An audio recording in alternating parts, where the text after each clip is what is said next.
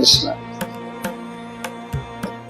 పోయిన వారం మహారాజ్ గారు ఈ భగవద్గీతలో ఉన్నటువంటి విషయాలన్నింటినీ కూడా ఒక 18 సెక్షన్లుగా డివైడ్ చేసి వాటన్నిటి గురించి అది పోయిన వారం ఇంట్రొడక్షన్ క్లాస్ అంతే కదా.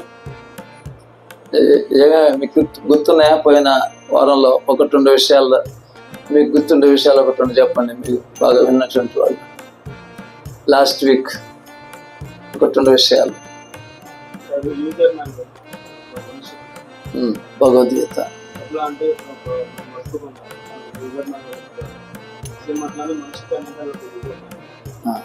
ఇంకా ఇంకేదన్నా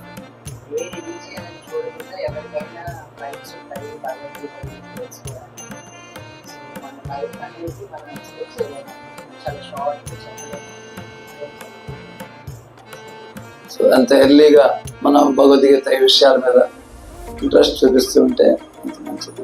ఇంకా మాతాజీ సో అది ఓవరాల్గా భగవద్గీత గురించి ఇంట్రొడక్షన్ విన్నారు. సో ఈరోజు ఒక సీక్వెన్స్లో ఈరోజు టాపిక్ వచ్చేసి human being without Bhagavad Gita knowledge cannot be A complete person.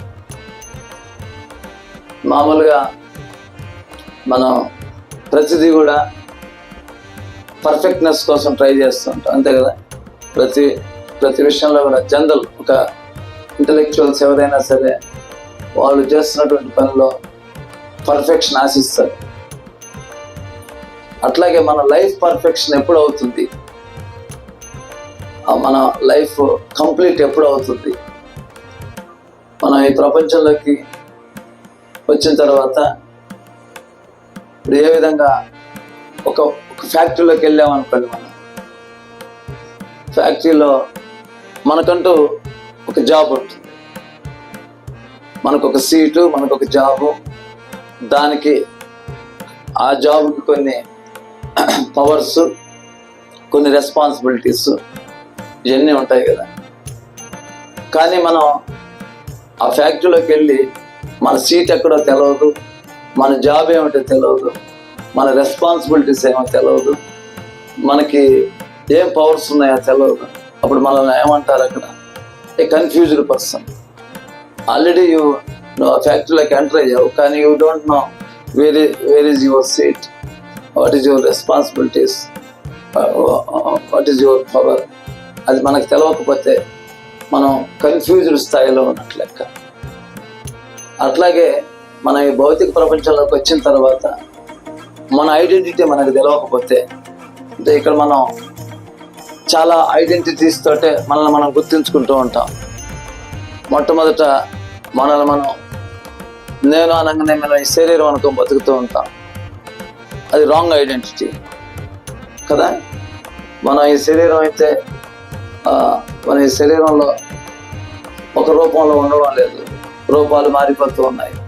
కొంతకాలం తర్వాత ఈ శరీరం ఉండడం లేదు, శరీరం నాశనం అయిపోతుంది కదా. చనిపోయిన తర్వాత నీ ఉనికి ఏమవుతా ఉంది అంటే నీ identity, what is your identity? నువ్వు దేహం అనుకోవడం రాంగ్ ఐడెంటిటీనే కదా. సో మనం బేసిక్కే మన థాట్స్ కానీ, మనం చేసేటువంటి పనులు కానీ, మన బేసిక్ నాలెడ్జ్ కూడా మనకి లేకపోయినట్లయితే ఆ తర్వాత మనం చేసేటువంటి పనులన్నీ కూడా రాంగ్ వేలోనే వెళ్ళిపోతాయి కదా. మనం ఈ దేహం కాదు, కానీ మనం దేహం అనుకొని మనం పనులన్నీ ప్రారంభిస్తాం. అప్పుడు మనం చేసేటువంటి పనులన్నీ కూడా ఇంపర్ఫెక్టే కదా. కాబట్టి ఫస్ట్ మనం ఈ ప్రపంచంలో మన ఒరిజినల్ ఐడెంటిటీ ఏమిటి, మన ఎవరితో మనకి నిజమైనటువంటి సంబంధం ఉంది, అది తెలుసుకోకుండా మనం జీవించినట్లయితే అది మనం రాంగ్ వేలో వెళ్ళిపోతున్నాం. మనం ఎంత స్పీడ్లో అయినా వెళ్ళచ్చు, రాంగ్ వేలో మనం ఎంత స్పీడ్లో అయినా వెళ్ళచ్చు. కానీ ఒకసారి డైరెక్షన్ మారిపోయిన తర్వాత మనం ఎంత స్పీడ్లో వెళ్ళినా కూడా డెస్టినేషన్ అయితే చేరుకోలేము. సో అందుకోసం మనం మనల్ని సరిగ్గా గైడ్ చేసేటువంటి నాలెడ్జ్ మనకు కావాల్సి ఉంటుంది. మామూలుగా కూడా మన భౌతిక ప్రపంచంలో ఈ సైన్స్ అడ్వాన్స్ అవుతా ఉంది. మనం అది కూడా జ్ఞానం అని అంటున్నాం కదా. మన సామాన్య శాస్త్రం కదా, మనం దీన్ని గీతా శాస్త్రం అన్నాం, భగవద్గీత శాస్త్రం. అదే మనం కాలేజీలోకి వెళ్తే సైన్స్ సామాన్య శాస్త్రం అంట, అది కూడా శాస్త్రం అనే చెప్తున్నారు వాళ్ళు. అది కూడా నాలెడ్జ్ అనే చెప్తున్నారు. ఇక్కడ మనం మాట్లాడుకుంటున్నది పర్ఫెక్షన్, ఇంపర్ఫెక్షన్ అదే కదా. మనం ఒక పర్ఫెక్ట్ సోర్స్ని ఫాలో అయితే గ్రాడ్యువల్గా మనం కూడా పర్ఫెక్ట్ పర్సన్ లాగా తయారవుతాం. మనం ఇంపర్ఫెక్ట్ సోర్స్ని ఫాలో అయితే క్రమంగా మనం కూడా ఇంపర్ఫెక్షన్లోకి వెళ్ళిపోతాం. మనం కాలేజీల్లో మన ఇప్పటి వరకు మన ఎడ్యుకేషన్, మనం చుట్టుపక్కల చూస్తున్నటువంటిది అంతా కూడా ఇంపర్ఫెక్ట్ నాలెడ్జ్ అంటారు. ఎందుకనంటే అది మనుషులు తయారు చేస్తున్నటువంటిది, అంతే కదా. ఇప్పుడు మనం సైన్స్ రీసెర్చ్ అంటాం. సైన్స్ రీసెర్చ్ అంటే ఆల్రెడీ కొన్ని థియరీస్ ఉన్నాయి, ఒకదాని తర్వాత ఒకటి రాంగ్ అని ప్రూవ్ చేయబడుతూ ఉన్నాయి. దానికంటే ఇంప్రూవ్డ్ థియరీస్ కొన్ని వస్తూ ఉన్నాయి. అంటే ఫస్ట్ దాంట్లో ఏదో డిఫెక్ట్స్ ఉంటేనే కదా కొత్త థియరీలోకి వెళ్తున్నారు, అవునా. ఇప్పుడు సపోజ్ ఈ ఇంటర్నెట్ సిస్టమ్ అంతా కూడా 4G 3G 5G అట్లా అంతే కదా. మొదట్లోనే 5G ఉంటే ఇప్పుడు ఇంతకాలం 2Gలో 3Gలో వెళ్ళాల్సిన అవసరం ఏంటి అంటే, ఫస్ట్ 1G 2Gలో ఏదో రాంగ్ ఉంది, అందుకని 3G కనుక్కున్న, దాంట్లో రాంగ్ ఉంది, మళ్ళీ 4G దాంట్లో ఇంపర్ఫెక్షన్ ఉంది. పర్ఫెక్ట్ అయితే ఇంకొక కొత్త ఇంప్రూవ్మెంట్ కోసం ఎందుకు ప్రయత్నం చేస్తారు? సో ప్రతి స్టేజ్లో మన సైంటిస్ట్ తెచ్చేటువంటి థియరీలో కానీ మన మామూలు మనుషులు వాళ్ళ పరిమితి జ్ఞానంతో లేదా అనుభవపూర్వకంగా, అంతే కదా. ఒకటి వచ్చేసి ఊహాత్మకంగా జ్ఞానం వస్తుంది, లేదా వాళ్ళు అనుభవపూర్వకంగా తెలుసుకుంటారు. కానీ ఏ విధంగా తెలుసుకున్నా ఆ జ్ఞానం అనేటువంటిది ఇంపర్ఫెక్టే. ఎందుకంటే మన ఇంద్రియాలతో పొందేటువంటి జ్ఞానం, మన ఇంద్రియాలు ఇంపర్ఫెక్ట్ అయినప్పుడు ఆ ఇంద్రియాలతో పొందేటువంటి జ్ఞానం కూడా ఇంపర్ఫెక్ట్గా ఉంటుంది. ఉదాహరణకు మీరు సూర్యుడు చూస్తారు, సూర్యుడు మీకు చూసేదానికి ఒక డిస్క్ లాగా కనిపిస్తుంది. అది ట్రూ నాలెడ్జ్ లేదు కదా. సూర్యుడు అనేది ఒక పెద్ద గోళం, అది చలనంలో ఉన్నటువంటి గోళం, కానీ మీకు చూసేదానికి ఒక డిస్క్ లాగా కనిపిస్తుంది. మీ కళ్ళకి అదే కనిపిస్తుంది. అది పర్ఫెక్ట్ నాలెడ్జ్ ఏం కాదు కదా, అవునా. ఇప్పుడు మనం ఇక్కడ చూస్తాం, ఇదేం కనిపించడం, కానీ ఈ గాలిలో ఎన్నో సూక్ష్మజీవులు ఎన్నో ఉంటాయి, అక్కడేం లేదనొచ్చు. మనం పర్ఫెక్ట్ ఏం కాదు. అంటే నీ కళ్ళతో చూసిందే నువ్వు ఏది అనుభూతి పొందుతున్నావో అదే కరెక్ట్ అనుకోవడం కూడా రాంగ్. కాబట్టి ఈ భౌతిక ప్రపంచంలో మనం ప్రస్తుతం ఫాలో అయ్యేటువంటి జ్ఞానం అంతా కూడా ఇంపర్ఫెక్ట్ సెన్సెస్ తోటే, అది వాళ్ళు ఊహాత్మకంగా కానీ లేదా వాళ్ళు అనుభవపూర్వకంగా కానీ వాళ్ళు పొందినటువంటి జ్ఞానమే. అది సైంటిస్టులు ఇవ్వనివ్వండి, మన రెగ్యులర్ సబ్జెక్టుల్లో మనం నేర్చుకునేది మనం నేర్చుకున్నదే కదా మనకి పిల్లకాయలకు చెప్తున్నాం, మనం నేర్చుకున్నదే కదా మన స్టూడెంట్స్కి చెప్తున్నాం, మన పూర్వీకులు నేర్చుకున్నది మనకి చెప్పారు, మనకు తెలిసింది అదే. అది పర్ఫెక్టా ఇంపర్ఫెక్టా ఎట్లా తెలుస్తుంది? సో కామన్ సెన్స్ వాళ్ళు పొందిందంతా కూడా ఇంద్రియాల ద్వారా కానీ వాళ్ళు అనుభవపూర్వకంగా కానీ పొందారు. రెండు కూడా ఇంపర్ఫెక్ట్. దాన్నే ఫాలో అయితే మనం కూడా పర్ఫెక్ట్ పరిపూర్ణ స్థాయికి ఎదిగే అవకాశం లేదు. మరి పరిపూర్ణమైనటువంటి జ్ఞానం ఎక్కడ ఉంటుంది? భగవద్గీతలోనే ఒక దగ్గర చెప్పబడి, తస్మాత్ శాస్త్రం ప్రమాణంతే కార్యాకార్య వ్యవస్థితం. ఈ ప్రపంచంలో మనం ఏది చేసినా కూడా మనకి శాస్త్ర ప్రమాణం ఉండాలి. అది భగవద్గీత శాస్త్రం లేదు, వేద ప్రమాణాలు అంటారు. వేద ప్రమాణం అనగానే వేదాలకి చర్మగమ్యం భగవద్గీత. కాబట్టి మనం ఈ ప్రపంచంలో నిజంగా సుఖం పొందాలా, నిజంగా ఆనందంగా ఉండాలా, నిజంగా జ్ఞానవంతులం కావాలా అనేటువంటి కోరిక కానీ ఉన్నట్లయితే మనం తప్పకుండా భగవద్గీతను ఫాలో అవ్వాల్సి ఉంటుంది. భగవద్గీతలో 17 ఏ శాస్త్రముది విసృజ్య, ఈ శాస్త్ర ప్రమాణాలని, శాస్త్రం యొక్క ఉపదేశాలని వదిలిపెట్టి వర్తతే కామకారత, వాళ్ళు ఇష్టం వచ్చినట్టుగా కానీ వాళ్ళు ప్రవర్తించినట్లయితే నససిద్ధిం అవాప్నోతి, నా సుఖం నా పరాంగతి, నా సుఖం నా పరాంగతి.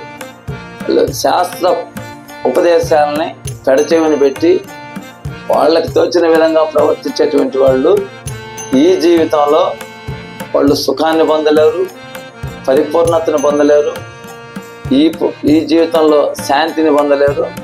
తర్వాత ఈ జీవితాన్ని వదిలిపెట్టిన తర్వాత కూడా మనం వాళ్ళకి పరమగతి అంటే ది గుడ్ డెస్టినేషన్ అనేటువంటిది ఉండదు. కాబట్టి మనం ఈ జీవితంలో ఏదన్నా సాధించాం, సక్సెస్ఫుల్ లైఫ్ అంటే మనం అనుకుంటాం వీడు బాగా ఎడ్యుకేషన్ పరంగా చాలా ఎదిగాడు, వీడు 10 మందిలో పెద్ద స్థాయికి ఎదిగాడు. మన దృష్టిలో కొద్దిగా జనాలు ఎదగడం ఉంటే అది అనుకుంటూ ఉంటారు. ఫ్యూచర్లో కూడా మన ఆలోచనలన్నీ కూడా ఏదన్నా ప్రతిదీ జాగ్రత్త తీసుకుంటూ ఉంటాం. భవిష్యత్తు గురించి చాలా జాగ్రత్తగా ప్లాన్స్ చేస్తూ ఉంటాం. అది ఈ జీవితం వరకే మనం ప్లాన్ చేస్తూ ఉన్నాం.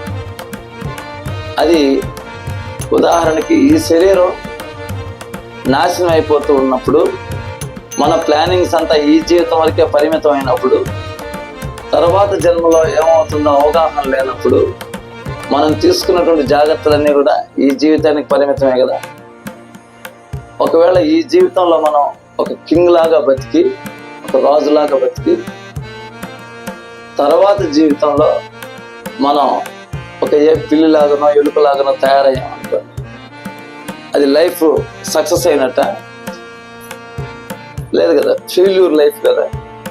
ఈ జీవితంలో చాలా పైకి వెళ్ళిపోయావు, ఈ జీవితంలో అట్టడుగు స్థాయి నుంచి ఒక పెద్ద రాజు స్థాయికి వెళ్ళిపోయావు. కానీ రాజు జీవితం వదిలిపెట్టిన తర్వాత మళ్ళీ నువ్వు వచ్చి ఏ పిల్లి జన్మ ఒక్కొక్క జన్మ అయిపోయింది. అంటే ఫ్యూచర్ ప్లానింగ్ అంతా కూడా అది ఈ జీవితంకి పరిమితం అయిపోయింది. తర్వాత జన్మకి నీకు ఎక్కడ ఉపయోగపడలేదు. సో మనం లీడ్ చేసేటువంటి లైఫ్ అంతా కూడా మన థాట్స్, మనకు తెలిసినటువంటి అపరిమితమైనటువంటి జ్ఞానంతో, పరిమితమైనటువంటి జ్ఞానం అంటే ఇదే. నేను ఈ శరీరం అనుకోవడం, నేను ఎప్పుడైతే ఈ శరీరం అనుకున్నానో తర్వాత నా ప్లానింగ్స్ అన్నీ కూడా ఆ శరీరం స్థాయిలోనే ఉండిపోతాయి. ముసలితనంలో ఎట్లా బతకాలా, భవిష్యత్తులో ధనం ఉండాలా, దీన్ని మనం ఈ లైఫ్ని నిజంగా సక్సెస్ చేసుకోవడం అంటే మనం తిరిగి మనతో ఉన్నటువంటి నిజమైనటువంటి సంబంధం. ఈ ప్రపంచంలో కూడా మనం దీన్ని ఇల్యూజరీ లైఫ్ అంటారు. మనం భ్రాంతిలో జీవిస్తూ ఉన్నాం. అంటే పర్ఫెక్షన్లో జీవించడం లే, ప్రాపర్ థాట్లో జీవించడం లే, అంటే బేసిక్ నాలెడ్జ్ మనకి లేదు. అంటే నేను శరీరం కాదు, నేను ఆత్మని అనేటువంటి ఆ జ్ఞానం ఎప్పుడైతే ప్రారంభం అవుతుందో అప్పుడు హ్యూమన్ లైఫ్ ప్రారంభం అవుతుంది. అది అసలైనటువంటి జ్ఞానానికి ప్రారంభ దిశ. అక్కడి నుంచి ఎవరు, ఆత్మ ఏమిటి, భగవంతుడు ఏంటి, శాస్త్రం ఏంటి, ఇట్లా. కానీ నిజమైనటువంటి అడ్వాన్స్మెంట్ అంటే అది. మనకి దాని యొక్క ప్రభావం కూడా మనకి మామూలు మన అనుభవంలోనే కొద్దిగా వెనక రోజుల్లోకి వెళ్ళినట్లయితే మనకు తెలుస్తుంది. మన వాళ్ళు ఇప్పుడు మన సైన్స్ అడ్వాన్స్మెంట్ చూసి ఎంతో గర్వపడుతున్నారు. కానీ ఇప్పుడు మనం బాగా ఆలోచిస్తే పూర్వం ఈ సైన్స్ అడ్వాన్స్మెంట్ తక్కువగానే ఉండొచ్చు. ఇప్పుడు బాగా అడ్వాన్స్ అయింది. బాగా కంపేర్ చేసి చూసుకుంటే పూర్వం వాళ్ళు ప్రశాంతంగా ఉన్నారా, ఇప్పుడు జనరేషన్ ప్రశాంతంగా ఉన్నారా? మన అనుభవం మనకంటే పూర్వం వాళ్ళే ప్రశాంతంగా టెన్షన్ లెస్ లైఫ్ లీడ్ చేశారు. ఒక పాయింట్. పూర్వం వాళ్ళు హెల్తీగా ఉన్నారా, ఇప్పుడు వాళ్ళు హెల్తీగా ఉన్నారు? పూర్వం వాళ్ళు అంతా సైన్స్ అడ్వాన్స్ అవుతా ఉంది కదా, ఇంత అడ్వాన్స్మెంట్ అవుతున్నా కూడా ఎందుకు డిగ్రేడింగ్ అవుతా ఉంది? ఓన్లీ కామన్ సెన్స్ ఇది. ఎప్పుడైతే భగవంతుడు ఇచ్చినటువంటి జ్ఞానాన్ని వదిలిపెడతామో, భగవంతుని వదిలిపెట్టి జీవించాలని ట్రై చేస్తామో, ఈ అడ్వాన్స్మెంట్ అంతా కూడా మనకు తెలవకుండానే మనల్ని డిగ్రేడ్ చేసేస్తాం, మనం పతనం చెందుతూ ఉంటాం. చదవండి, ఇప్పుడు సంస్కారాలు ఉన్నాయి. ఇంతకు ముందు మన వాళ్ళు ఎంత సంస్కారవంతంగా, ఎంత పద్ధతిగా జీవిస్తూ, ఎంత రిలేషన్షిప్స్ మెయింటైన్ చేయడం కానీ, పెద్దవాళ్ళు పిల్లల్ని ప్రేమతో చూడటం కానీ, పిల్లవాళ్ళు పెద్దవాళ్ళని గౌరవంతో చూడటం కానీ, ఇవన్నీ కూడా కాలక్రమంలో అవి తగ్గిపోతున్నాయా, పెరుగుతూ ఉన్నాయా? మన వాళ్ళు అడ్వాన్స్ అవుతున్నారు కదా, మరి సైన్స్ అడ్వాన్స్ అవుతుంది, ఎడ్యుకేషన్ అడ్వాన్స్ అవుతుంది, ఎవ్రీథింగ్ గోయింగ్ వెరీ ఫాస్ట్లీ.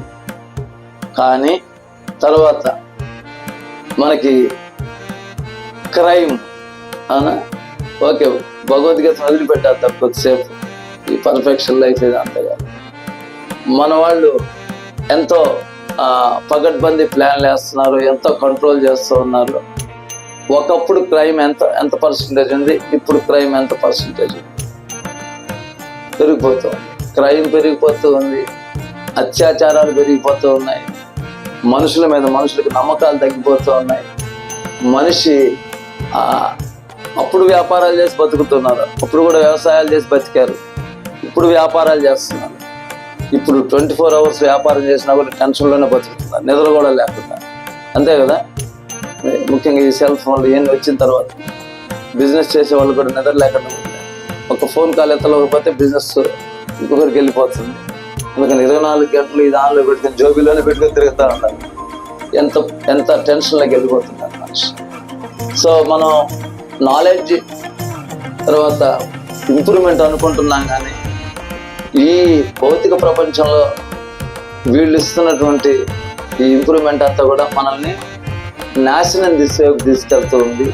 ఇది ఏ విధంగా 5 అంతస్తుల మిద్ది మీద నుంచి ఎవడైనా కిందికి దూకుతూ ఉన్నాడు అనుకోండి, ఈ డైరెక్షన్లో పోతున్నాడు అనుకోండి, రాను స్పీడ్ పెరుగుతుందా పెరగదా? గ్యారంటీగా స్పీడ్ పెరుగుతుంది. But ultimately what is the result?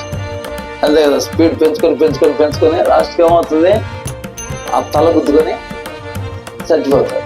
అంతే కదా. ఆ స్పీడ్ ఎందుకు ఉపయోగపడింది? వాడికి తలకాయ ఒక్కలయ్యేదానికి ఉపయోగపడింది. సో మన వాళ్ళు కూడా భగవద్గీతను వదిలిపెట్టి, శాస్త్రాలను వదిలిపెట్టి, మన పూర్వీకులు సూచించినటువంటి ప్రశాంతమైనటువంటి జీవన విధానాన్ని వదిలిపెట్టి మనం స్పీడ్ అనేటువంటి దాన్నే ఇంపర్ఫెక్ట్ లైఫ్ అంటారు. దాంట్లో ఈ జీవితంలో చూసాం కదా, ఈ జీవితంలో ప్రశాంతంగా ఉండలేకపోతున్నాం. పోనీ దాన్ని ఫాలో అయ్యామా అని అనుకుంటే, తర్వాత జీవితానికి ఏమైనా చేసుకున్నావా అని అంటే లేదు. తర్వాత జీవితానికి ఈ జీవితంలో పోగు చేసుకున్నటువంటి ఆ పనులు ఉపయోగపడవు. మనకి నెక్స్ట్ లైఫ్ అనేది ఉంది. నెక్స్ట్ లైఫ్ దేని మీద ఆధారపడి ఉంటుంది అంటే, మనం ఈ లైఫ్లో చేసేటువంటి పనుల మీద, మన కర్మల మీద ఆధారపడి ఉంటుంది. నిజంగా ది హైయెస్ట్ పర్ఫెక్షన్ లైఫ్ అంటే తిరిగి భగవంతుడి దగ్గరికి వెళ్ళిపోవడం కదా. మనం ఒక పరిపూర్ణమైనటువంటి జీవితం ఎప్పుడవుతుంది అని అంటే, భ్రాంతిమయమైనటువంటి మనుగడలో నుంచి ఒరిజినల్ నిజమైనటువంటి మనుగడలోకి రావాలి. భ్రాంతి అంటే ఇప్పుడు మనం భ్రాంతిని ఎట్లా మనం అర్థం చేసుకోవచ్చు? ప్రస్తుతం నేను ఏదైనా కంట్రోల్ చేయగలను అంటే, ఈ ఇంటికి నేను యజమాని అని అనుకుంటున్నాను, ఈ ఇంటికి నేను యజమాని అని అనుకుంటున్నాను. అది నిజమా భ్రాంతి? భ్రాంతి. ఇంటికి యజమాని ఏం కాదు. ఒకవేళ యజమాని అనే ఫీలింగ్లో బతుకుతున్నాం, అంతేగాని ఇంటికి యజమాని కాదు. ఇంటికి యజమాని అయితే నువ్వు ఒకరోజు ఈ ఇంటిని వదిలిపెట్టి వెళ్ళిపోతున్నావు. ఈ ఇంటికి యజమాని అయితే ఈ ఇంటి పూర్తి కంట్రోల్ అంతా నీలో ఉండాలి, నీ చేతిలో ఉండాలి కదా. సో ఇంటికి యజమాని నువ్వు కాదు, కానీ యజమాని అన్నోకొని బతుకుతూ ఉన్నావు. దీన్నే భ్రాంతి అంటారు. భ్రమలో బతుకుతున్నాం మనం, అవునా? తర్వాత మనకి ప్రతి దగ్గర కంట్రోల్ చేయాలనేటువంటి, అంటే ఐఆమ్ ది కంట్రోలర్, నేను ఇది చేయగలను, నేను అనేటువంటి ఒక ఫీలింగ్ ప్రతి ఒక్కరిలో ఉంటుంది. కంట్రోలింగ్ స్వభావం అది నిజానికి మనం అంతే. మన ఇంట్లో కూడా మన కొలీగ్స్నో లేకుంటే మన బంధువులు ఎవరో ఒకరు ఎప్పుడు ఏదో ఒక మనం కంట్రోల్లో పెట్టేదానికి ట్రై చేస్తాం. కానీ we are not the controller. Even మన బాడీ కూడా మన కంట్రోల్లోనే ఉంది. ఇంకొకరిని నేను కంట్రోల్ చేస్తాం, అంతే కదా. మన బాడీలో ఏం జరుగుతుందో మనకే తెలియదు. నీ శరీరంలోనే నీ కంట్రోల్ లేదు. ఇంకొకరి మీదకి పోయి నువ్వేం కంట్రోల్ చేస్తావు? నువ్వు యజమానివి కాదు, అంతే కదా, ప్రొపరేటర్ కాదు. ఇదంతా నాకు సంబంధించిన అనుకుంటున్నావు, కానీ నీకు సంబంధించింది అయితే నువ్వు చనిపోయేటప్పుడు నీకు దీనికి సంబంధం లేకుండా ఎందుకు అయిపోతావు? అసలు దానికి ఏం సంబంధం లేదు కదా. మనం చనిపోయినప్పుడు మన ప్రాపర్టీస్ ఏమైనా మనకి వాటికి ఏమైనా సంబంధం ఉంటుందా? ఏం లేదు. కానీ మనం దానికి యజమాని అనుకుంటూ ఉన్నాం. యజమాని ఎప్పుడు అవుతాం? పూర్తిగా దాని మీద మనకి ఆధిపత్యం ఉన్నప్పుడు మనం అవుతాం. కానీ దాని మీద మనకు పూర్తి ఆధిపత్యం లేదు, అయినా కూడా యజమాని అనుకోని బతుకుతూ ఉంది. ఇది భ్రాంతి అంటారా ఏమంటారు? అంటే ఒరిజినల్ కాన్షియస్నెస్లో లేం మనం, భ్రమపూర్వకమైనటువంటి కాన్షియస్నెస్లో ఉన్నాం. ఇదే ఇంపర్ఫెక్షన్ లైఫ్ అంటే, అంతే కదా. ఒక లేమ్యాన్, ఒక సాదా సీదా మనిషి, నేనే నరేంద్ర మోడీ, నేనే ట్రంప్ని, నేను అమెరికాని కంట్రోల్ చేస్తాను, నేను ఇండియాని కంట్రోల్ చేస్తానా అని నేను మాట్లాడుతున్నాను అనుకోండి, నన్ను ఏమంటారు? పిచ్చోడు అంటారు, అంతేనా? No doubt. అట్లా దీనికి పిచ్చి పెట్టిందే, పిచ్చి ఆసుపత్రులు చూపించింది. అంటే ఏదైతే నేను కాదో అది నేను ఊహించుకొని ఆ విధంగా నేను ప్రవర్తించినట్లయితే నేను పిచ్చోడినే కదా. సో ఇప్పుడు మనందరం కూడా, సో ఎప్పుడైతే మనం కంట్రోలర్ కాదు, అవునా, మనం యజమానివి కాదు, దేన్ని మనం కంట్రోల్ చేయలేము ఈ ప్రపంచంలో. తర్వాత దేనికి మనం ప్రొపరేటర్ కాదు. తర్వాత మనం ఎంజాయ్, మనం ఇక్కడ ఏదో నేను సుఖాన్ని పొందబోతున్నాను లేక సుఖాన్ని పొందుతున్నాను అనేటువంటి భ్రమలో బతుకుతున్నాను. నిజంగా సుఖంలో ఎవడు బతుకుతున్నాడు? దీన్నే ఇల్యూజన్ అంటారు. మనం సుఖం అనుకుని బతుకుతూ ఉన్నాం, కానీ సుఖాన్ని మాత్రం మనం అనుభవించడం. సుఖం ఇక్కడ లేదు, ఇది దుఃఖం. ఈ ప్రపంచంలో దుఃఖం అనేది ఉంది. మన ప్రయత్నం ఏమో సుఖం కోసం, కానీ అనుకుంటున్నాం సుఖం పొందబోతున్నాము లేదా సుఖం పొందుతున్నాం అనుకుంటున్నాం. కానీ ఇప్పటి వరకు మనం సుఖం పొందలేదు. అనుభవిస్తున్నదంతా కూడా టెన్షన్. మనకి ఒక టెంపర్ జీవితం, ఎప్పుడు శాంతి సుఖం లేనటువంటి, అశాంతితో కూడుకున్నటువంటి దుఃఖపూరితమైనటువంటి జీవితం. మీరు అనొచ్చు, ఏం దుఃఖాలు ఉన్నాయి ఇక్కడ? మామూలుగానే బాగానే ఉంది, మా చదువులు బాగానే ఉన్నాయి, మాకు తల్లిదండ్రులు బాగానే ఉన్నారు, ఆస్తుపాస్తులు బాగానే ఉన్నాయి. ఇవన్నీ ఉన్నా కూడా దుఃఖాలు లేవా? లైఫ్లో నీడ్స్ అన్నీ కూడా సరిపోయినాయి, ఓకే, మన లైఫ్ నీడ్స్ అన్నీ భగవంతుడి దయ వల్ల ప్రొవైడ్ అయినాయి. కానీ దుఃఖాలు లేవా? అయితే ఉండే లేవా? ఏమున్నాయి? ఏం దుఃఖాలు ఉన్నాయి? నిద్రలేస్తే అయ్యా ఓకే, ఒకవేళ నాకేం టెన్షన్ లేదండి, నేను అన్నీ వదిలిపెట్టేసి తిరుగుతున్నాను అనుకున్నా కూడా, ముసలితనం ఎవరైనా కోరుకుంటాడా? చనిపోవడం ఎవరైనా కోరుకుంటాడా? మళ్ళా పుట్టడం ఎవరైనా కోరుకుంటాడా? ఇవన్నీ దుఃఖాలే కదా.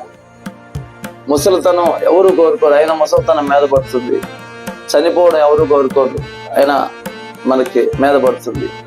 సో ఇది మనం ఎప్పుడైతే ఈ భ్రాంతిమయమైనటువంటి జీవితంలో నుంచి మన ఒరిజినల్ కాన్షియస్నెస్ అంటారు, అంటే మనకి ఇక్కడ అన్నిటినీ లేని దాన్ని ఉందనుకుంటూ జీవిస్తూ ఉన్నాం. ఈ బంధుత్వాలు శాశ్వతం అనుకుంటున్నాం. శాశ్వతం, బంధుత్వాలు చెప్పండి, ఎవరి ముందు ఎవరి వెనక? భార్యాభర్త నువ్వు లేకపోతే నేను జీవించలేను, నేను లేకపోతే నువ్వు జీవించలేవు అనుకుంటావు. నిజమేనా అది? ఎవరైనా భర్త చనిపోతే భార్య వెంటనే చనిపోయినాడు అక్కడ చూపించాను. కానీ బతుకున్నప్పుడు నువ్వు లేకపోతే నేను బతకలేను, నువ్వు పోతే నేను అట్టు బతుకుతానండి ఏమంటది. నువ్వు లేకపోతే నాకు కొట్టి పెట్టేవాళ్ళు నేను అట్టు బతుకుతానని ఈడంటాడు. కానీ చనిపోయిన తర్వాత ఈయన బతుకుతాడు, ఆమె బతుకుతాడు. సో దీన్నే ఇల్యూజన్ అంటారు. ఒరిజినల్ కాదు అది. ఆ థాట్ ఒరిజినల్ కాదు, కరెక్ట్ కాదు. అదేవిధంగా ఇవన్నీ కూడా రాంగ్ కాన్సెప్షన్లోనే ఉన్నాం కదా మనం. బంధుత్వాలు శాశ్వతం అనుకుంటున్నాం, బంధుత్వాలను నమ్ముకొని బతుకుతూ ఉన్నాం. ఫ్రెండ్షిప్ శాశ్వతం అనుకుంటున్నాం, ఫ్రెండ్స్ నమ్ముకొని బతుకుతూ ఉన్నాం.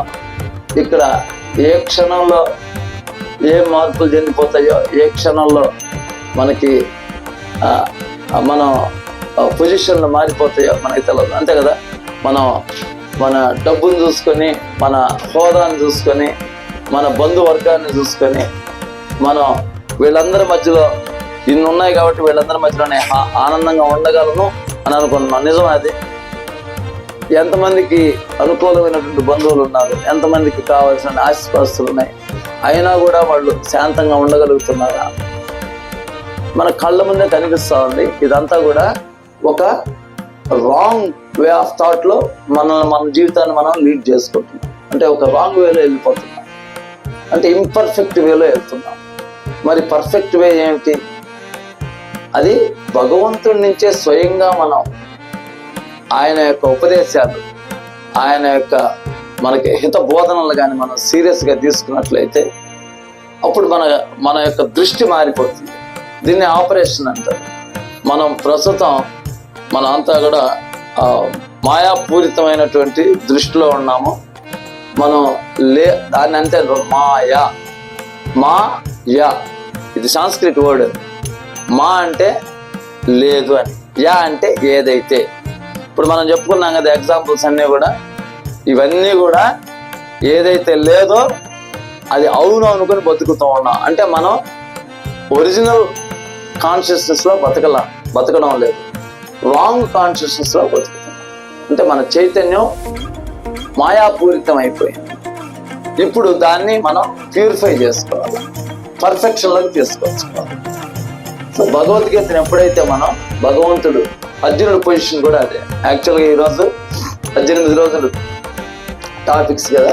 సో భగవద్గీత అధ్యాయాల్లో ఆ విషయాన్ని కూడా కొంత జోడిస్తూ చిన్నగా మన టాపిక్ ముందుకు తీసుకెళ్ళిపోతున్నాం.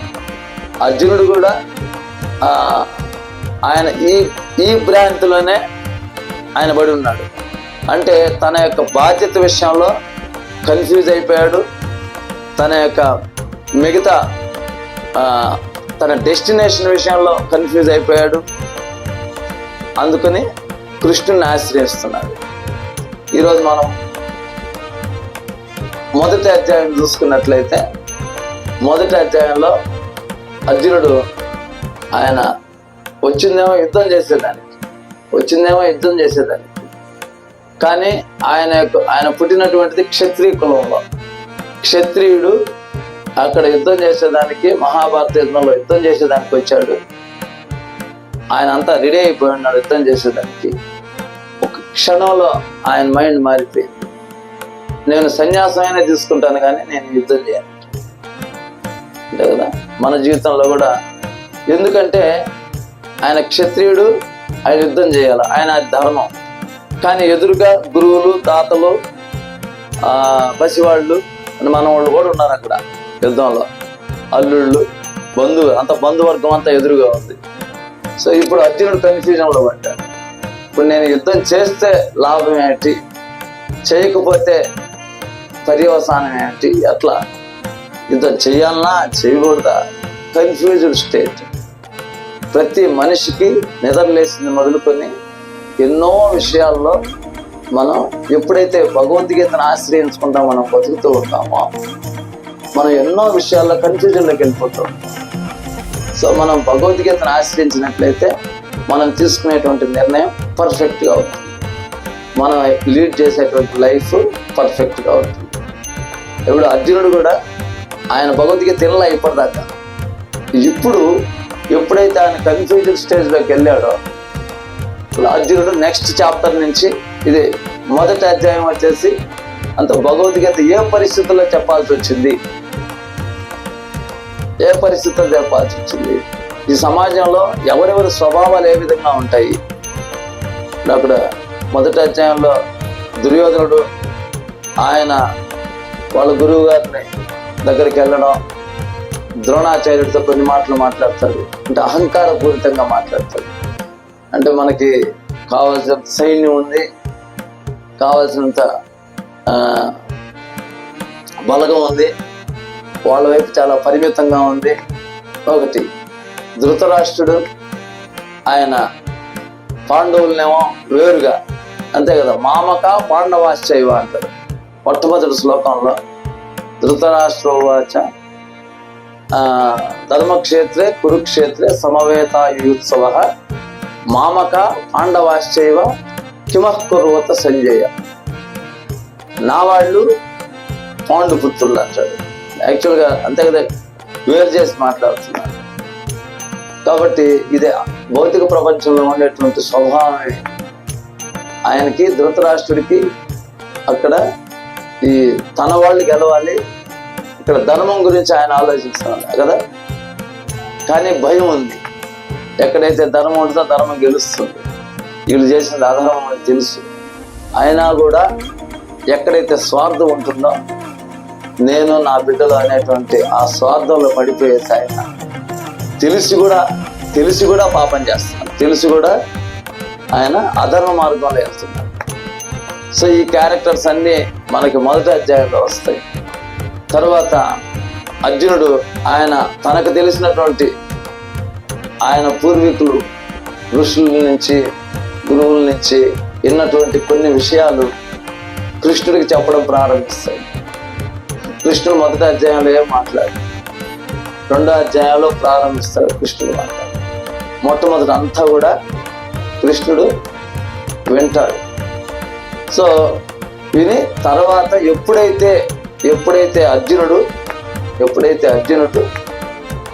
నేను నా కర్తవ్య విషయంలో నేను పూర్తిగా భ్రాంతి చెందాను, నేను పూర్తిగా భ్రమ చెందాను, ఇప్పుడు నీ ఉపదేశాలు నాకు అవసరం, నేను నీ శిష్యుడిని అయ్యాను అని ఆయన పూర్తి శరణాగతి పొందినప్పుడు ఆయన కృష్ణుడు మాట్లాడటం ప్రారంభిస్తాడు. సో ఎప్పుడైతే కృష్ణుడు చెప్పినటువంటి విషయాల్ని అర్జునుడు సీరియస్గా తీసుకున్నాడో ఈ భ్రాంతి అంతా కూడా పోయింది, కంప్లీట్. అంత ప్రశాంతంగా బాగా స్నానం చేస్తే ఏ విధంగా, అంతే కదా, ఆ ఎండలోకి పోయొచ్చి ఒళ్ళంతా చెమటలు పట్టేసి గందరగోళ పరిస్థితులు ఫ్రెష్గా స్నానం చేస్తే శరీరం ఎంతో రిలీఫ్ అయిపోతుంది. అట్లాగే మన మనసులో ఉండేటువంటి కలతలు, వీటికి ఏ సైకియాట్రిస్ట్ దగ్గరికి పోయినా కూడా దానికి మందు లేదు, అంతే కదా. ఏ డాక్టర్ దగ్గరికైనా పోయి నాకు మనశ్శాంతి లేదండి, ఏదైనా ముందు ఏంటంటే వీడికి పిచ్చి పట్టింది అనుకుంటారు ఆయన, అంతేనా. ఎవరైనా ఏ డాక్టర్ దగ్గరికైనా మీరు పోయి అడిగి చూడండి, నాకు మనశ్శాంతి లేదు, నాకు మందు ఏంటంటే ఇదేంది ఇచ్చారు, నాకే మనశ్శాంతి లేదు, వీడికే మంది ఇస్తాడు. కొంతమంది సైకియాట్రిస్టులు ఆత్మహత్య చేసుకున్నారు లేరా, కలెక్టర్లు ఆత్మహత్య చేసుకున్నారు లేరా, గవర్నర్లు తప్పులు చేసినారు లేరా, అంత పొజిషన్లో ఉంది కూడా. సో ఇది అట్ట దొరికేటువంటిది కాదు. ఇది ఈ భౌతిక ప్రపంచంలో మనం మిగతా ఎన్ని పొంది ఉన్నా కూడా మనకి ఆధ్యాత్మిక జ్ఞానం లేనట్లయితే, భగవంతుడి యొక్క ఉపదేశాలని మనం సీరియస్గా తీసుకున్నట్లయితే మనం ఒక పరిపూర్ణమైనటువంటి వ్యక్తిగా బతకడం సాధ్యం కాదు. ఉదాహరణకి మన ఈ భౌతిక ఒక చిన్న కథ చెప్పారు ఈ సంబంధంలో. ఒక విదేశాలు వెళ్ళి ఒక ఆయన చదువుకొని వాళ్ళ గ్రామానికి వచ్చాడు. వాళ్ళ గ్రామానికి వెళ్ళాలంటే అవతల నది దాటి అవతలకి వెళ్ళాలి. సో రోజు బోటు పడవ నడిపేటువంటి వాడు ఒక ఆయన నాయకుడు ఉన్నాడు అక్కడ. సో ఆయన బాగా సూటు బూటు వేసుకొని మంచి కంప్యూటర్ నాలెడ్జ్ కలిగినటువంటి వ్యక్తిగా ఆయన ఎక్కడికో అమెరికాగా విదేశాలు వెళ్ళి అంత నాలెడ్జ్ సంపాదించుకొని ఇక్కడికి వచ్చాడు. సో ఆయన అన్నాడు, పడవ ఎక్కగానే ఈయన మాట్లాడటం ప్రారంభించాడు. ఆయన ఏమో అంటే అంతే కదా, జనరల్గా వీడికి ఎలాగో తెలియదని ఆయనకు కూడా తెలుసు. ఏమో నీకు రాకెట్ పైన ఎట్లా పోయి అక్కడ నిలబడుతుంది నీకు తెలుసా? నాకేం తెలుసా, నేను రాకెట్ ఎవరు చూశానా, నాకు అసలు ఆ నాలెడ్జ్ అంతా నాకేం తెలుస్తుంది. నీ జీవితం సగం వేస్ట్ అయిపోయింది కదా, జీవితం అంతా చెడ్డేసుకునే సరిపోయింది నీకు. ఎప్పుడైనా ఇట్లాంటి విషయాలు తెలుసుకునేదానికి ప్రయత్నం చేసావా నువ్వు? విమానం ఎట్లా నడుస్తుందో తెలిసిందా నీకు? సెల్ ఫోన్లు ఎట్లా పనిచేస్తాయో తెలిసిందా నీకు? నీ జీవితం ఎన్ని తెలుసుకోకపోతే నీ జీవితం ఎందుకు ఉపయోగపడుతుంది అని చెప్పి ఆయనకు ఒక క్లాస్ పెట్టాడు. సో ఆయన నిజం వాస్తవంగానే ఆయనకు ఆ విషయాలు ఏం తెలవు. ఇంకొంత దూరం పోయిందని బాగా అన్ని ముగ్గులు వేసినాయి, బాగా మంచి వర్షం రాబోతాం గట్టిగా. బాగా నటనడి నదిలో ఉన్నారు ఇద్దరు. బాగా వర్షం జోరువాన ప్రారంభం. అప్పుడు ఆ పడవాసేవాడు అన్నాడు, సార్ మీకు ఈత వస్తుందా? నేను ఇప్పుడు ఈత నేర్చుకోలేదు కాబట్టి ఇంక వర్షం పెద్దదైపోయింది, పడవలో నీళ్ళు వచ్చేసినాయి, నాకు ఈత వచ్చు, నేను ఈత వేసుకొని వెళ్ళిపోతాను. ఇప్పుడు మునిగేది నువ్వే కదా అంతే కదా. అక్కడ కావాల్సింది ఈత. నీ కంప్యూటర్ నాలెడ్జ్లు ఇవన్నీ కూడా అక్కడైతే ఉపయోగపడలేదు కదా. అట్లాగే మనం ఈ జీవితంలో ఎన్ని సాధించుకున్నా కూడా మనం పునర్జన్మ అనేటువంటి వలయంలో నుంచి తప్పించుకోలేకపోయామంటే, మానవ జన్మ ఇచ్చింది ఇక్కడేదో బతికెళ్ళిపోయేదానికి కాదు. మానవ జన్మ మనల్ని మనం ఉద్ధరించుకొని మనం భగవంతుడి యొక్క అంశలమే. ఇక్కడ చాలా ఇబ్బంది పడుతున్నాం. భగవంతుడి దగ్గరికి తిరిగి వెళ్ళిపోయేదానికి ఈ జన్మ. అది సాధించుకున్నప్పుడే మనం పర్ఫెక్ట్ అయినట్టు, అది సాధించుకున్నప్పుడే మనం జీవితాన్ని సార్థకం చేసుకున్నట్లు. అది తప్పించి నువ్వు ఏమి సాధించినా కూడా, ఈ అసలు సమయంలో ఈత రానటువంటి వాడు ఈ భౌతిక ప్రపంచంలో ఎన్ని పొందినా కూడా మునిగిపోయాడో, అట్లాగే నెక్స్ట్ జన్మలో మనం అధోగతి పాలైపోతూ ఉన్నట్లయితే మనం సాధించుకున్నదంతా కూడా ఈ జీవితంలో ఏ విధంగా ఉపయోగపడింది. అందుకని మన ఏకాగ్రత అంతా కూడా స్టెప్ బై స్టెప్ ప్రహ్లాదుల వారిలాగా చిన్న వయసు నుంచే మనం భగవద్గీతని బాగా అలవాటు చేసుకుంటూ మనం దాన్ని అర్థం చేసుకునేందుకు ప్రయత్నం చేస్తూ దాంట్లో ఉన్నటువంటి విషయాలను జీవితంలో పాటిస్తూ క్రమంగా మనం కూడా దీని అంటారు బుక్ భాగవత భాగవత. దీంట్లో జ్ఞానం ఉంది. ఆ జ్ఞానం మనకు అనుభవపూర్వకమైనప్పుడు ఆ వ్యక్తి కూడా భగవద్గీతలో ఉన్నటువంటి జ్ఞానాన్ని అంతా కూడా ఆకలింపు చేసుకున్నట్టు ఎనర్జెటిక్. అంతే కదా, పళ్ళెంలో భోజనం ఉంది, ఆ భోజనం తింటే కదా ఎనర్జీ వస్తుంది. అది అక్కడ మనం ఎక్కడే ఉంటే ఎనర్జీ మనకేం రాదు. అట్లాగే భగవద్గీతలో పరిపూర్ణమైనటువంటి జ్ఞానం అనేది ఉంది. మనం ఆ జ్ఞానాన్ని ఆశ్రయించినప్పుడు మనం కూడా పరిపూర్ణమైనటువంటి వ్యక్తుల్లాగా మనల్ని మనం తీర్చిదిద్దుకోగలుగుతాం. కాబట్టి మనం క్రమక్రమంగా ఈ హరే కృష్ణ మంత్రం అది మనకి పూర్వీకులు ఇచ్చినటువంటి మార్గం. దీంట్లో ఏ విధమైనటువంటి ఇన్పర్ఫెక్షన్ అనేటువంటిది ఉండదు. ఇందాక మనం ఫస్ట్లో చెప్పుకున్నాం కదా, మనుషులు డిఫెక్ట్స్ ఉంటాయి. వాళ్ళ ఇంద్రియాలు పరిమితంగా పనిచేస్తాయి. ఆ ఇంద్రియాల ద్వారా పొందేటువంటి జ్ఞానం కూడా పరిమితంగానే ఉంటుంది. మనుషులు మిస్టేక్స్ చేస్తారో చేయడం. పెద్ద పెద్ద సైంటిస్టులు కూడా మిస్టేక్స్ చేస్తారు. మనుషులకి చీటింగ్ మెంటాలిటీ అనేది ఉంటుంది. మామూలు మ్యాన్ మేడ్ నాలెడ్జ్ ఏదైనా కూడా దాంట్లో అంతో ఎంతో వాళ్ళకి వాళ్ళ ఊహను గలుపుతారు. అది ఊహ కరెక్ట్ అవ్వచ్చు, తప్పు అవ్వచ్చు కదా. సో దాన్ని మనం ప్రామాణికంగా తీసుకోలేము. ఏదైనా ప్రామాణికంగా తీసుకోవాలని అంటే ఇది భగవద్గీత. కృష్ణుడి కంటే ప్రామాణికమైనటువంటి భగవంతుడు ఎవరు ఉంటారు? కృష్ణుడు ఇచ్చినటువంటి జ్ఞానం కంటే ప్రామాణికమైనటువంటి జ్ఞానం ఇంకేముంటుంది? ఈ విధంగా మనం పర్ఫెక్ట్, మనం పూర్తిగా పరిపూర్ణమైనటువంటి వ్యక్తిగా మనల్ని మనం తీర్చిదిద్దుకోవచ్చు సులభంగా. భక్తి యోగం ప్రభుపాదుల వారు ఇది చాలా సులభమైనటువంటి మార్గాన్ని మనకి ఒక క్రమ పద్ధతిలో ఇంకేమి భయపడకుండా ఇంతకుముందు భగవంతుడు సాక్షాత్కారము, ఈ యోగా ఇట్లంతా అంటే మనకి మన ఊహలకు అందినటువంటి విషయం సామాన్య జనాలు. కానీ ప్రభుపాదుల వారు వచ్చిన తర్వాత మనం ప్రభుపాదుల వారి పుస్తకాలు చదువుతూ ఉంటే ఒకానొక రోజు మనం కూడా భగవంతునికి చేరుకోవచ్చు. ఒకానొక రోజు మనం కూడా భగవంతుడితో మనం నివసించవచ్చు. భగవంతుడు కూడా ఒక వ్యక్తి, మనం కూడా ఆయనతో ఉండవచ్చు అనేటువంటి ఒక కాన్ఫిడెన్స్ అది మనలో ఆటోమేటిక్గా డెవలప్ అవుతుంది.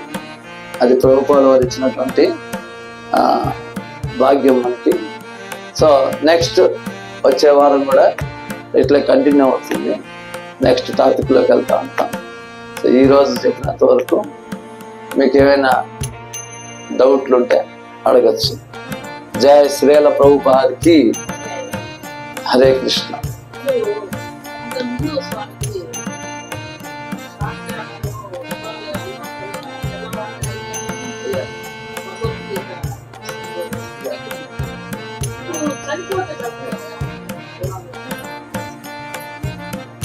శివాలయం ఒక శివాలయమే కాదు, ప్రతి ఇంట్లో కూడా ప్రాతకాలాన్నే ఉదయాన్నే ఈ భగవద్గీత, తర్వాత భగవన్నామ సంకీర్తన, ఇవన్నీ కూడా అంతే కదా. కాలక్రమంలో కలికాలంలో ఉండేటువంటి మనుషుల యొక్క స్వభావం చెప్పారు. మంద సుమంద మతయో మంద భాగ్యాహి ఉపద్రుత ప్రాయేణ అల్పాయుషు సభ్య కలౌ అస్మిన్ యుగే జన. భాగవతంలో వస్తుంది. కలియుగంలో జనాల యొక్క పోకడ ఈ విధంగా ఉంటుంది. ఏమిటది? కలౌ అస్మిన్ యుగే జన ప్రాయేణ అల్పాయుష్. ఆయుష్ క్రమేణా క్షీణించిపోతుంది. ఒకప్పుడు 100, 125, 105 ప్రతి ఏళ్ళు బతికేవాళ్ళు ఇప్పుడు ఆయుష్ క్షీణించిపోతారు. ఆయుష్ క్షీణిస్తుంది. మంద సుమంద, బుద్ధి వికాసం తక్కువ. దాంట్లో కూడా మరీ మందం. ఇట్లాంటి విషయాలు తొందరగా మైండ్కి ఎక్కించుకునే శక్తి ఉండదు. గ్రాస్పింగ్ పవర్ బాగా తక్కువగా ఉంటుంది. అదృష్టం వాళ్ళ కాళ్ళ ముందుకు వచ్చినా కూడా దాన్ని పట్టుకునేటువంటి భాగ్యం వీళ్ళకి లేదు. సో ఇన్ని అవలక్షణాలతో ఉన్నటువంటి కలియుగంలో కాలక్రమంలో ఇవన్నీ కూడా డిగ్రేడింగ్ జరిగిపోతుంది. అంటే మనుషుల్లో సత్వగుణం నుంచి తమోగుణం ఎక్కువ డెవలప్ అవుతూ ఉంటుంది. అందుకే భగవద్గీత అంటే శ్రద్ధ పోవడం, తర్వాత ఇంతకు ముందులాగా భక్తి ఇది వాడడం. ఇంతకుముందు భక్తిలాగా చేసేటువంటి వాళ్ళు ఇప్పుడు కూడా కొంతమంది భక్తి చేస్తారు, భయంతో భక్తి చేస్తూ ఉంటారు. కాబట్టి కాలక్రమంలో సహజంగానే ఈ మార్పులు జరుగుతాయి. మన శాస్త్రాలు చెప్పున్నారు. కానీ మనం చూసుకోవాల్సింది కనీసం భగవంతుడి దయ వల్ల మనకి ఈ పరిచయం కలిగింది. మనం జాగ్రత్తగా బతికి, మనం ఆదర్శంగా బతికి, అంత ఇండివిజువల్ అంటారు. ఓకే, వాళ్ళెవరో చేయడం ఉంటే అది మన తప్పు కాదు. వాళ్ళని మార్చి లేపి కూర్చోబెట్టాలి, అది మన వల్ల కాదు. కనీసం మనకు తెలుస్తూ ఉంది. మనకి ఆచార్యులు ప్రభుపాదుల వారిని అక్కడ ఎంత బతకాలో చెప్పిపోయి ఉన్నారు, చూపించిపోయి ఉన్నారు. మనం ఆ విధంగా బతికితే చాలు. క్రమంగా కనీసం మనం ఒక ఎగ్జాంపుల్ అవుతాం రాబోయేటువంటి వాళ్ళు. అవునా కదా? మనం వాళ్ళెవరు చేయలేదని చెప్పేసి మనం దాన్ని ఆసరాగా తీసుకొని దాన్ని మనం నెమరేయడుకుంటాం. దానికంటే కూడా ఎంతవరకు మనం డెవలప్ అయ్యాం అది ఒక ఎగ్జాంపుల్ లాగా బతికితే, మిమ్మల్ని చూసి ఇంకో 10 మంది దాన్ని ఫాలో అయితే అది బెస్ట్ కదా. హరే కృష్ణ. ఇంకా